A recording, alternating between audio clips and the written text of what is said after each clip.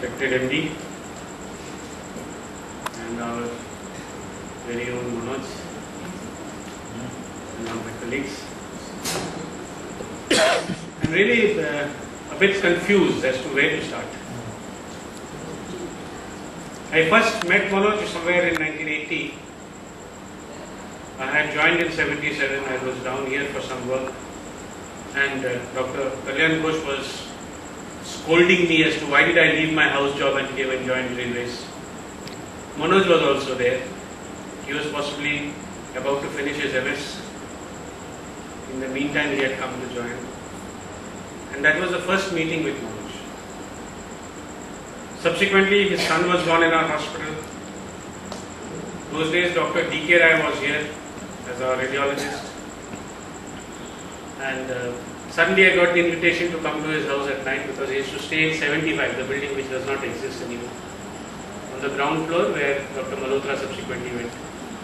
I was on the first floor. And I was invited there.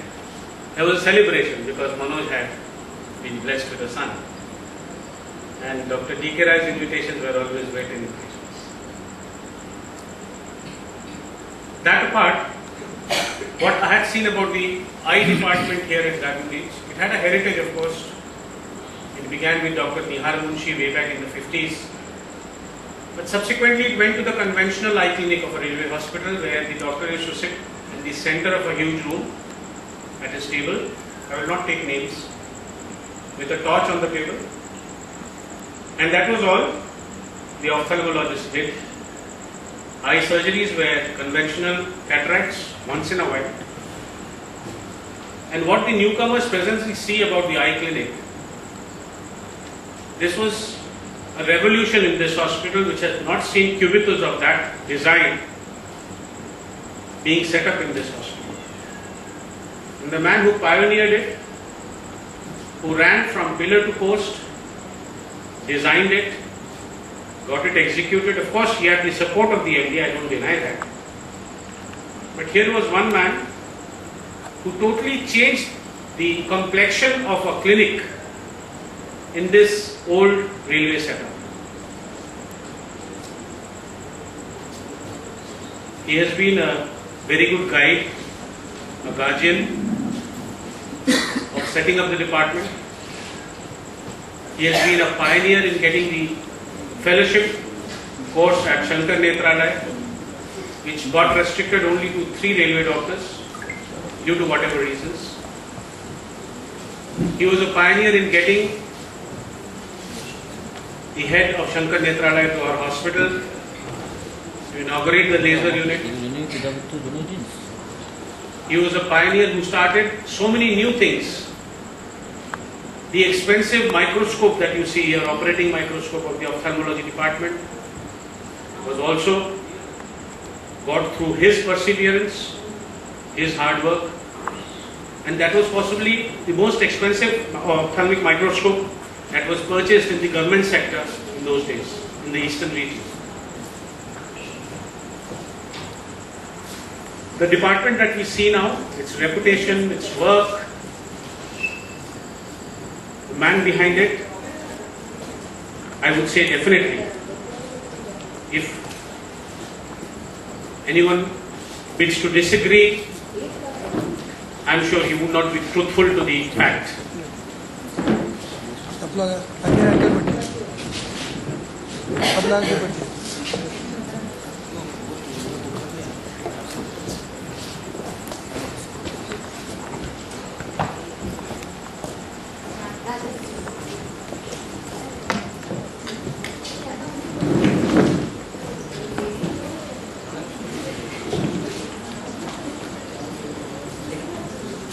The department gradually grew at Garden Reach from 1 ophthalmologist to 2 ophthalmologists and then subsequently 3 ophthalmologists were working here, and it would have progressed even further if certain changes had not taken place. The best part was, in spite of all these developments, in spite of his excellence, in spite of his earning such a good name, not only in the sphere of ophthalmology, in this railway sphere, but also outside. There was never an inkling of thought in his mind of seeking better pastures outside, which sometimes or the other had crossed the minds of many people amongst us. That was the uniqueness of Manoj. Doctors Club, as you see now, a club which is self-sufficient, which is cash rich, if I may be permitted to say so, was not the same at least 20-25 years back. We were then beginners, Manoj and myself, working with seniors, all of whom have retired now, learning the tricks of the trade. Conferences were held during those period also. There was no regular caterers who were called to serve the lunch and dinners. We had to supervise the cooking, the buying of the materials. We had to supervise the decorations. We had to run to the press to supervise editing of the souvenirs, the programs. And as GC has mentioned, here, once again, Manoj shone. He outshone everybody else with his meticulous approach, not only compiling the entire data for the souvenir, and he is an excellent collector of memorabilia. I do not know whether all of you are aware. I am sure most of us present here do not preserve the souvenirs that are published during each and every conference. Once during the conference, he had a separate table laid out to exhibit all the old souvenirs that were published in this hospital, and that were his own personal collection. There were times when youngsters were taken up for not packing the souvenir, which was supposed to be released by the dignitary on the dais properly. There was an exact method of packing it, with a proper packing paper, properly laid on the tray, and then made ready for the release. Here, of course, we must remember another of our leaders who taught us the meticulous minute-to-minute programming of the conferences, and that was Dr. Dwarkanath Upasani.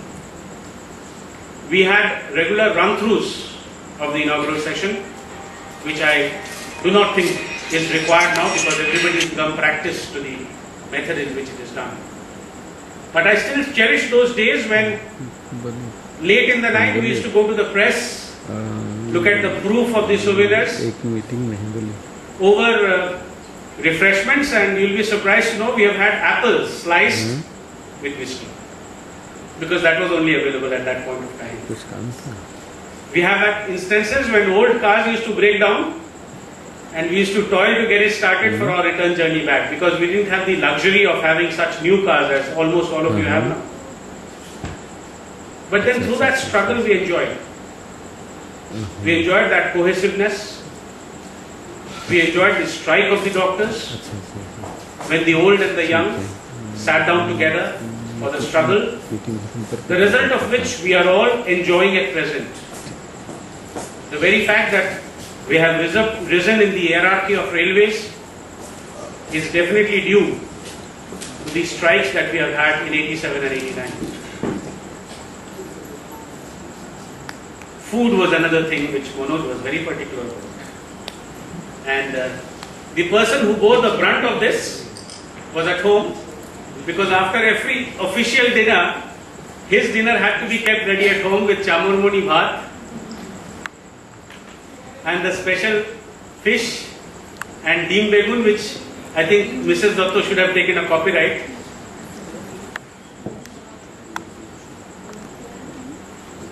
We have had many occasions of joy, of sorrow. But one appeal I have to make to Manoj, which I have been making to all my seniors, all my colleagues. He was an excellent refractionist. I remember my son at the age of 4.5 years required spectacles. He examined and first shot the specs fitted him. In fact, all my, of course I don't have any of them now, my sisters, my brother, my cousins, everyone have had their spectacles after refraction done by Manoj. Even to this day, my relatives who have visited him earlier ask when they will be able to consult him. That was his goodwill. I would only appeal to him, now that the burden of pushing files, if I may use that term, is over, devote yourself totally to the clinical work that you are excellent in and let more people get benefits of it. You are the first who started intraocular surgery in this hospital. Subsequently, due to certain pressures, you decided to reduce your operative work. I will again appeal to you, get back to it. That is the skill that you have mastered over years. You had a reputation, get it back. We'll feel proud to know that you are doing such good work elsewhere also. And if at any point of time, we do have occasions when we can call back you as one of the visiting consultants, if the rules permit, please don't refuse. Because apart from us, the railway population would be too glad to have you back as a consultant of Thangalore. Pom, who's a very dignified engineer now, who was born in front of us, is grown up, a very dignified gentleman now. We wish you all the best. And please invite us in time for his marriage. Wish you all the best, a happy, prosperous, healthy and active life. I don't believe that a doctor ever retires. As I always say, this is not a ODI, neither it's a 2020, it's a full test match. The first innings in railways is over with all its burdens. Now it's a total free innings where you are free to hit anywhere you like with all your excellence. All the best.